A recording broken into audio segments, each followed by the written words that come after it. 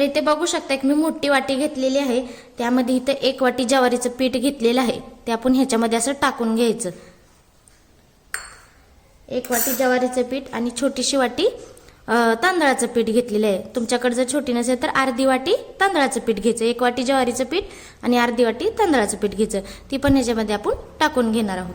आणि तुमच्याकडे बारीक रवा असला ना तर रव्याचा पण इथं तुम्ही वापर करू शकता. तर हे काय करायचं, असं हाताच्या चमचीच्या साहाय्याने मिक्स करून घ्यायचं ज्वारीचं पीठ आणि तांदळाचं पीठ. आज आपण खूप छान असा ज्वारीच्या पिठापासून मस्त असा चटपटीत नवीन पद्धतीचा नाश्ता करणार आहोत. खूप सोप्या पद्धतीचा आहे आणि कमी साहित्यामध्ये बनणार आहे आणि लहानांपासून मोठ्यांपर्यंत सर्वांना असा आवडणार आहे.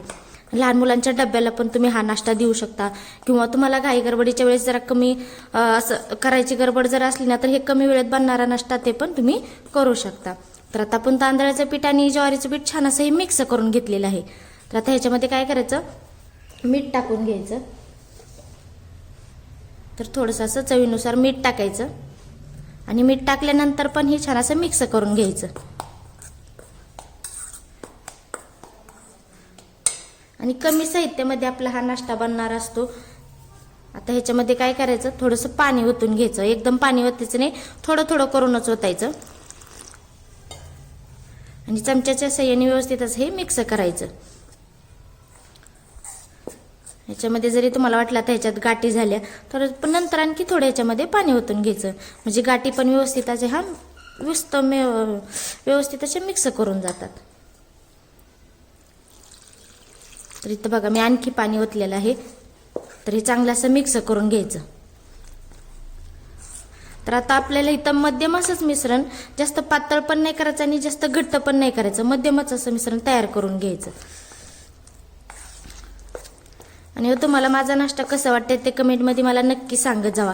आवडला तरी सांगत जावा, नाही आवडला तरी पण सांगत जावा. तर हे चांगलाच आता मिक्स करून घेणार आहोत आपण. तर इथं आणखी आपल्याला आता पाणी लागणार आहे. थोडंसं आणखी ह्याच्यामध्ये पाणी ओतून घ्यायचं आणि परत असं हे मिक्स करून घ्यायचं. तुमच्याकडे तांदळाचं पीठ जर नसेल तर समजा जाड रवा असला तर तो काय करायचा, मिक्सरच्या भांड्यामध्ये बारीक असा करून घ्यायचा, तो पण ह्याच्यामध्ये तुम्ही टाकू शकता. तर बघा हे हलवल्यानंतर व्यवस्थित असं हे मिश्रण मिक्स झालेलं आहे. तर आता ह्याच्यामध्ये आपल्याला पाणी ओतायची गरज लागत नाही, कारण का आपल्या ह्याच्यात गाठी पण झालेली नाहीत आणि व्यवस्थित असं हे मिश्रण छान तयार पण झालेलं आहे. तर जसं जसं हलवून तसं ते मिश्रण घट्ट बनतं. तर हे बघा अशा पद्धतीचं आपण हे मिश्रण तयार करून घेतलेलं आहे. तर चला तर मग पुढची तयारी आपण करून घेऊया. तर इथं गॅसवरती कढई ठेवलेली आहे. कढई पण आपली गरम झालेली आहे आणि गॅस थोडा मध्यम ठेवलेला आहे. त्यामध्ये आपण तेल घालून घेणार आहोत. थोडंसं तेल टाकायचं आणि थोडासा गॅस थोडा मोठा ठेवायचा, म्हणजे तेल आपलं पटकन असं गरम होतं. तर आता इथं आपलं तेल गरम झालेलं आहे, त्यामध्ये आपण जिरी मोहरी टाकून घेणार आहोत. तर अर्धा चमचा जिरी मोहरी घेतलेली आहे ती ह्याच्यामध्ये आपण टाकून घ्यायची. तर इथं मी एक अर्धा कांदा घेतलेला होता, तो असा बारीक चिरून घेतलेला आहे, तो पण ह्याच्यामध्ये टाकून घ्यायचा. इथे एक ढोबळी मिरची घेतली होती, तिला असं बारीक चिरून घेतलेली आहे, ती पण ह्याच्यामध्ये टाकायचं. इथं 2 हिरव्या मिरच्या घेतल्या होत्या, ती पण अशा मी बारीक चिरून घेतलेली आहे, ती पण ह्याच्यामध्ये टाकायच्या. आणि अर्ध टोमॅटो घेतलं होतं ते पण ह्याच्यामध्ये टाकून घ्यायचं आणि सर्व असं मिक्स करून घ्यायचं.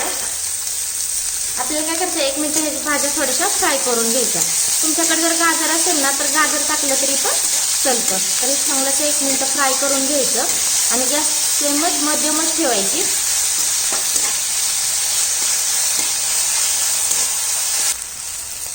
तर आता इथं आपल्या 1 मिनिट झालेले आहे आणि भाज्या पण चांगल्या अशा वाफलून निघाले.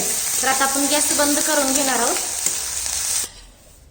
तर आता आपण हे पीठ व्यवस्थित एकदा हलवून घ्यायचं. तर बघा आता ह्याच्यामध्ये आपल्याला पाणी ओतायची गरज लागत नाही. जर समजा तुम्हाला पातळ करायचं असलं तरी पण ह्याच्यामध्ये तुम्ही पाणी ओतू शकता. आणि मीठ ते इथं चेक करायचं, मीठ जर कमी असलं तर ह्याच्यामध्ये मीठ टाकून घ्यायचं. तर आता आपण जे फ्राय करून घेतले होते ना भाज्या, ती ह्याच्यामध्ये आपण टाकून घेणार आहोत. आणि तुम्हाला जर वाटलं फ्राय नाही करायच्या तशाच टाकले तरी पण चालतात. तर हे सर्व अशा भाज्या ह्याच्यामध्ये टाकून घ्यायच्या.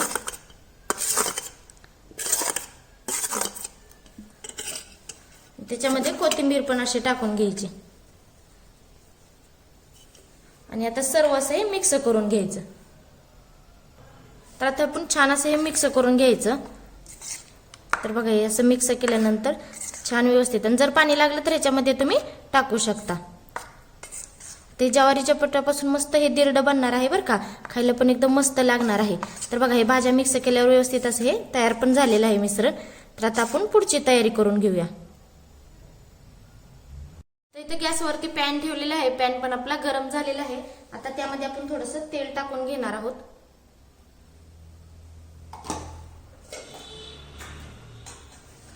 आणि तेल टाकल्यानंतर थोडंसं असं पसरवून घ्यायचं तेल, आणि गॅस थोडासा मध्यम ठेवायचा. आता जे आपण तयार केलेलं मिश्रण होतं ना ते ह्याच्यामध्ये आपण सोडून घेणार आहोत. तुमच्याकडे जर खोलगट पॅन असला ना तरी पण चालतो.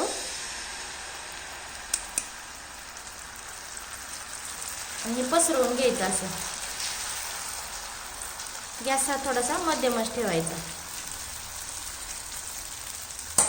आणि मध्यम गॅसवरती छान असं हे भाजून घ्यायचं. खालची साईड लालसर होईपर्यंत आपण ह्याला भाजून घेणार आहोत. तर आता आपली खालची साईड चांगली लालसर होईपर्यंत भाजून झालेली आहे. आता थोडंसं हाताच्या साईडने असं तेल लावून घ्यायचं. तर बघा छान चिटकत पण नाही बरं का, म्हणजे मग छान अशी भाजलेली आहे म्हणायचं. तर आता आपण पलटी करून घेणार आहोत. तर बघा पलटी केल्यानंतर पण किती छान असं भाजले ना. तर खालची साईड पण अशीच आपण भाजून घेणार आहोत.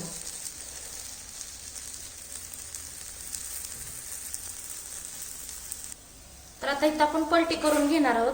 तर बघा मस्त असं हे भाजलेलं आहे, दोन्ही साईडनी छान असं भाजलेलं आहे. तर आता आपण बाकीचं पण अशाच पद्धतीने तयार करून घेणार आहोत. तर इथे बघू शकता मस्त वरून कुरकुरीत आणि आतमध्ये सॉफ्ट असा ज्वारीच्या पिठापासून दिरडे तयार झालेला आहे. खायला पण एकदम मस्त लागणार आहे. हे तुम्ही दह्यासोबत किंवा कुठल्या पण चटणीसोबत खाल्लं तरी पण चालतं, आणि लहान मुलांच्या डब्याला दिले तर पण चालतं. तर मी इथं तुम्हाला तोडून दाखते किती मस्त असा हा नाश्ता तयार झालेला आहे. तर बघा किती छान दिसतं का नाही, खायला पण एकदम मस्त लागणार आहे. तर तुम्हाला माझी रेसिपी कशी वाटते ते कमेंटमध्ये मला नक्की सांगा. चला तर मग भेटूया पुढच्या रेसिपीमध्ये. तोपर्यंत धन्यवाद.